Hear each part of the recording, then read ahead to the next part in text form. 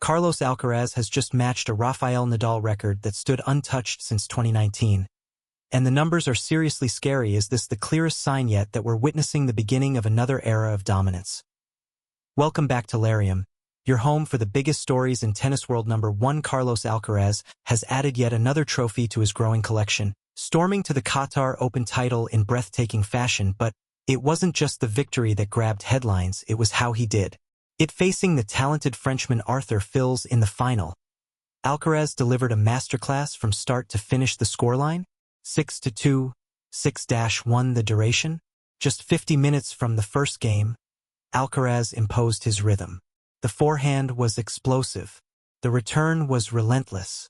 The movement, effortless. Fils barely had time to breathe, and afterward, the Frenchman made a brutally honest admission, saying he lacks almost everything right now to compete with Alcaraz at this level. That tells you just how high the bar has been set according to Optace. Alcaraz lost just 3 games in the final, the fewest games dropped in a completed ATP 500 or above hardcourt final since Rafael Nadal at the Canadian Open back in 2019. Nadal dismantled Daniil Medvedev 6-3, 6-0 in a dominant performance.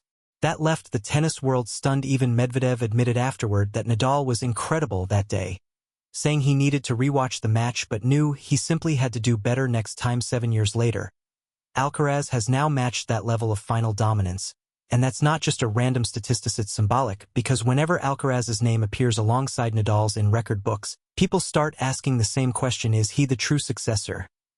This was Alcaraz's 26th ATP title he has now matched. The number of ATP 500 titles won by Andy Murray, the 2-time Wimbledon champion and former world number 1, and remember, he's just 22 years old. Earlier this season, Alcaraz also became the youngest man to complete the career Grand Slam in men's singles after winning the Australian Open, surpassing a record previously held by Nadal. The numbers are stacking up, the milestones are accelerating. But what makes this performance different is the aura. When a player wins 6-2, 6-1 in a final at this level, it sends a message to the entire locker room, not just that he's winning, but that he's overwhelming opponents. Dominance in tennis isn't only about lifting trophies.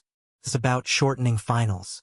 It's about making top players feel powerless, and that's exactly what happened in Doha. Matching a Nadal statistic from 2019 might seem like just another headline, but historically, whenever Alcaraz aligns himself with Nadal's achievements, it signals something bigger, because Nadal's 2019 season was a year of authority, resilience, and control. If Alcaraz is now producing that level of final performance consistently, the rest of the ATP Tour has serious reason to worry. At 22, he already has 26 titles. He already owns every Grand Slam, and now he's matching peak Nadal numbers in finals. The question isn't whether he's dominant, the question is, how long can this continue?